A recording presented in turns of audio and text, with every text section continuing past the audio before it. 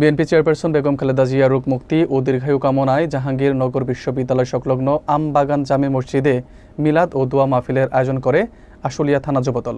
প্রধান অতিথি সাবেক সভাপতি রকিবউদ্দিন রকি এ সময় জানান, ২০ কোটি মানুষের হৃদয়ের মা বেগম জিয়ার জন্য সকলের কাছে দোয়া চাওয়া হয়েছে। বিস্তারিত দেখুন টেক্সট রিপোর্টে। আশুলিয়া থানা যুবদলের উদ্যোগে বিএনপি চেয়ারপারসন বেগম খালেদা জিয়ার রোগ মুক্তি ও সুস্থতার জন্য জাহাঙ্গীরনগর বিশ্ববিদ্যালয় সংলগ্ন আমবাগান জামে মসজিদে মিলাদ ও দোয়া মাহফিল অনুষ্ঠিত হয়েছে। বিএনপি নেতা ওয়াজেদ আলীর সভাপতিত্বে অনুষ্ঠিত এই অনুষ্ঠানে প্রধান অতিথি হিসেবে উপস্থিত ছিলেন আশুলিয়া থানা যুবদলের সাবেক সভাপতি রকিবউদ্দিন রকি। এছাড়া বিশেষ অতিথি হিসেবে ধামরাই পৌর বিএনপির সিনিয়র সহসভাপতি আনোয়ার জাহিদ তালুকদার, আশুলিয়া থানা বিএনপির সহসভাপতি জাহাঙ্গীর আলম এবং জাতীয়তাবাদী সাইবার ফোর্সের সিনিয়র সহসভাপতি নাজির খান লিটন সহ বিএনপির বিভিন্ন অঙ্গ সংগঠনের নেতাকর্মীরা উপস্থিত ছিলেন। প্রধান অতিথি রকিবউদ্দিন রকি তার বক্তব্যে উল্লেখ করেন যে 1990 সালে গণ অভ্যুত্থান ঘটিয়ে দেশের ক্রান্তি লগ্নে বেগম খালেদা জিয়া দেশের হাল ধরেছিলেন। তিনি আরও বলেন, 1/11-এর সময় জেল জুলুম ও নির্যাতন সহ্য করেও তিনি দেশের মানুষকে ছেড়ে বিদেশে যাননি। রকিবউদ্দিন রকি জানান, বেগম খালেদা জিয়া গণতন্ত্রের প্রতীক এবং 20 কোটি মানুষের হৃদয়ের মা। দেশের এই মা জননী বর্তমানে এফআর কেয়ার হাসপাতালে চিকিৎসাধীন অবস্থায় আছেন। তাই যুবদলের পক্ষ থেকে সর্বস্তরের মানুষের দোয়ার জন্য এই মিলাদ ও দোয়া মাহফিলের আয়োজন করা হয়েছে এবং সকলের কাছে দেশমাতার জন্য দোয়া করার অনুরোধ করা হয়।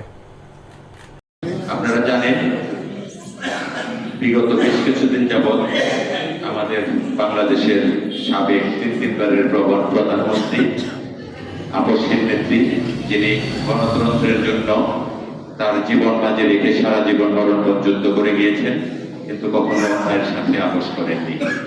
তিনি গুরুতর অসুস্থ হয়ে ঢাকার এভার কেয়ার হসপিটালে ভর্তি আছে।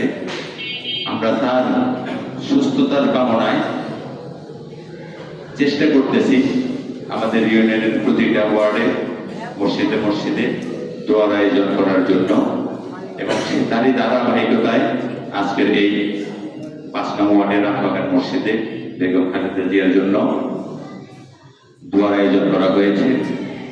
আমরা রাজনৈতিকভাবে, দলীয়ভাবে ইচ্ছা করলে পারি বিভিন্ন জায়গায় কর্মসূচি দিয়ে এই দোয়া মাহফিল করতে, কিন্তু আমরা এটা মসজিদে মসজিদে করতেছি কারণ হচ্ছে আমাদের অনেক অনেক বেশি দোয়ার প্রয়োজন। মসজিদে সর্বস্তরের জনগণ আসে। আমরা হয়তো রাজনৈতিকভাবে প্রোগ্রাম করলে এখানে যারা উপস্থিত হয়েছে সবাইকে পাইতাম না। যারই ফলশ্রুতিতে আমরা চেষ্টা করতেছি মসজিদে মসজিদে দোয়া মাহফিল করে আপনাদের সবার দোয়া যেন বেগম খালেদা জিয়ার জন্য কাজে লাগে। তো আমি এর সাথে আরেকটু বলতে চাই, যেহেতু আমরা রাজনীতির সাথে জড়িত এবং আমাদের সাভার আশুলিয়ার গণমানুষের নেতা ডাক্তার জওয়ান মোহাম্মদ সালাউদ্দিন বাবু, যার হাতে ধানের শীষের দায়িত্বভার দিয়েছেন দল থেকে, তারই দিক নির্দেশনায় আমরা এই কর্মসূচিগুলো পালন করতেছি।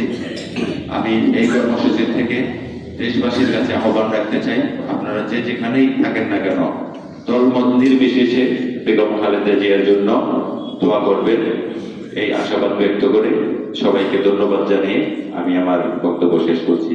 আল্লাহ হাফেজ। আসসালামু আলাইকুম।